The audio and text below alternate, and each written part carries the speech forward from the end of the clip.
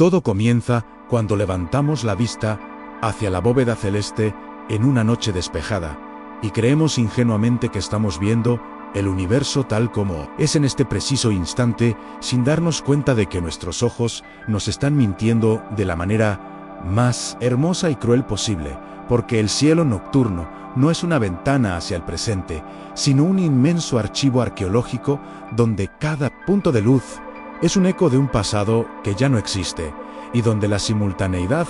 es una ilusión biológica diseñada para que podamos sobrevivir en un mundo pequeño y lento sin perder la cordura ante la realidad aplastante de que nunca hemos visto el ahora del cosmos. Para entender qué es un año luz, primero debemos despojarnos de nuestra intuición terrestre que nos dice que la luz es instantánea porque aquí abajo encendemos una lámpara y la habitación se ilumina al momento, creando la falsa sensación de que la realidad ocurre al unísono en todas partes. Pero en la inmensidad del vacío, la luz no es un mensajero inmediato, sino un viajero cansado que debe atravesar océanos de nada, cargando con la información de su origen y sometiéndose a la tiranía de una velocidad límite que actúa como la aduana suprema de la causalidad, impidiendo que cualquier evento en el universo se comunique con otro de forma instantánea. Un año luz no es una medida de tiempo como su nombre podría sugerirnos erróneamente en una trampa lingüística que confunde a los novatos, sino que es una medida de distancia,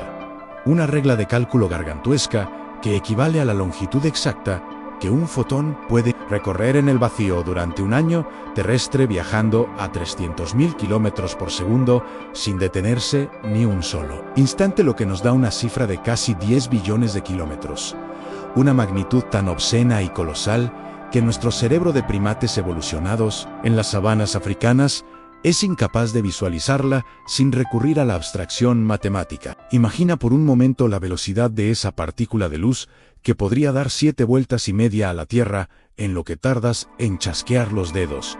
Y ahora imagina esa misma partícula viajando sin descanso durante 365 días, atravesando el silencio absoluto, alejándose de su estrella madre hasta convertirse en una aguja en un pajar cósmico, y entenderás que un año luz es la unidad fundamental de aislamiento en el universo, la barrera que separa a las civilizaciones y que convierte cualquier intento de diálogo interestelar en un monólogo desesperado lanzado al abismo. La paradoja emocional de esta medida reside en que cuanto más lejos miramos, más atrás en el tiempo estamos viajando, convirtiendo a los telescopios en verdaderas máquinas del tiempo que no nos permiten ver el futuro, pero nos obligan a ser testigos de la historia remota, pues la luz de la luna tarda 1,5 segundos en llegar a nosotros, lo que significa que nunca vemos a nuestro satélite donde está, sino donde estaba hace un suspiro, y aunque esa diferencia parezca insignificante,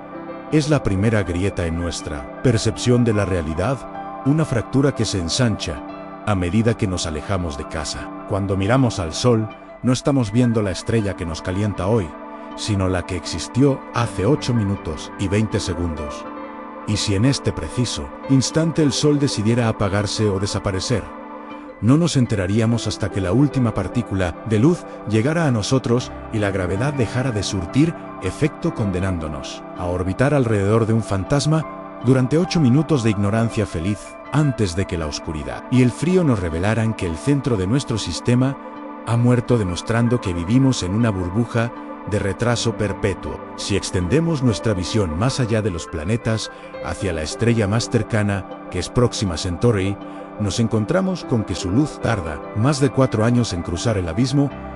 lo que implica que si hoy detectáramos una señal de vida o una explosión en su superficie, estaríamos reaccionando a un evento que ocurrió cuando nosotros éramos 4 años más jóvenes, y quizás la civilización que envió el mensaje ya haya desaparecido o la estrella ya se haya estabilizado, dejándonos con la duda eterna de si estamos interactuando con la realidad o con un espejismo proyectado por la distancia. El año luz se convierte entonces en el muro de la prisión que nos impide tener conversaciones fluidas con el universo, porque cualquier pregunta que lancemos a las estrellas tardará décadas o siglos o milenios en llegar a su destino, y la respuesta tardará el mismo tiempo en volver haciendo que el diálogo sea imposible para la vida humana, efímera, y transformando la exploración espacial en un ejercicio de paciencia geológica, donde los nietos de los nietos recibirán las respuestas a las preguntas que formularon sus ancestros olvidados. Al mirar hacia el centro de nuestra propia galaxia, la Vía Láctea, estamos observando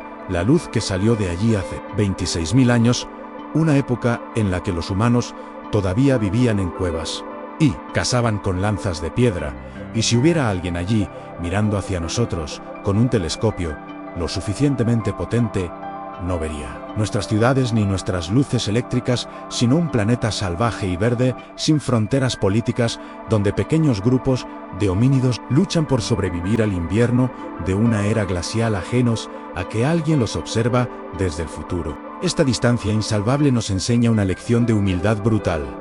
porque nos dice que el universo es demasiado grande para nosotros, y que las escalas de los años luz están diseñadas para la vida de las estrellas y de las galaxias, y no para la brevedad de la conciencia biológica, que parpadea y se apaga en lo que dura un suspiro cósmico, dejándonos con la sensación de ser intrusos en un escenario temporal que no nos corresponde y que nos ignora con una indiferencia majestuosa. Pero el año luz es también una herramienta de arqueología forense, porque nos permite ver la muerte en directo y estudiar la agonía de estrellas que explotaron mucho antes de que se construyeran las pirámides de Egipto, como ocurre con la nebulosa del Cangrejo, cuya luz de detonación llegó a la Tierra en el año 1054, y que hoy seguimos estudiando como si acabara de ocurrir, aunque el evento real sea un recuerdo lejano en la cronología del cosmos, permitiéndonos diseccionar cadáveres estelares que brillan con la vitalidad de lo que alguna vez fueron. Es estremecedor pensar que muchas de las estrellas que vemos tachonando el firmamento esta noche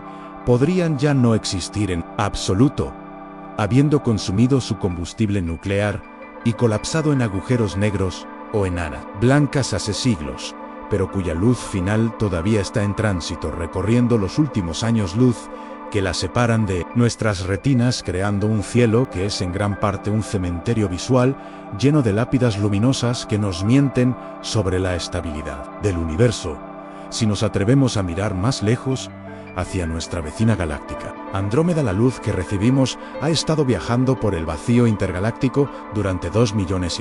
de años, lo que significa que esa imagen salió de su origen cuando el Homo sapiens ni siquiera existía, y nuestros antepasados eran criaturas que apenas empezaban a caminar erguidas, por lo que mirar a Andrómeda es mirar una fotografía tomada en la prehistoria profunda que ha tardado todo el desarrollo de la humanidad en llegar a revelarse ante nuestros ojos curiosos. La unidad del año luz nos ayuda a mapear la estructura del universo observable, que se extiende por miles de millones de años luz en todas direcciones, formando una red cósmica de filamentos y vacíos, donde las galaxias se agrupan como gotas de rocío en una tela de araña invisible, y donde la luz actúa como el único hilo conductor que une estos archipiélagos de materia en un océano de expansión oscura que amenaza con separarlos para siempre. Existe un horizonte final en esta escala de años luz, una frontera más allá de la cual no podemos ver nada, y es el límite del universo observable,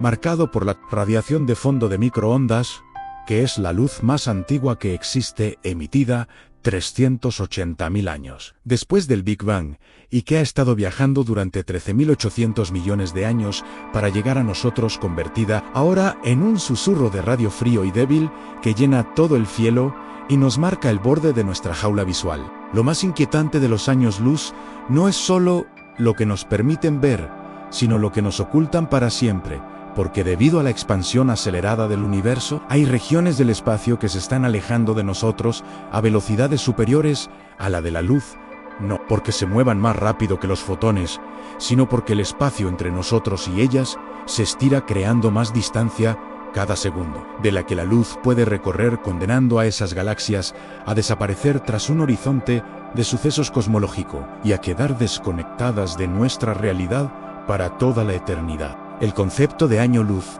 también nos revela que mirar lejos es mirar al pasado,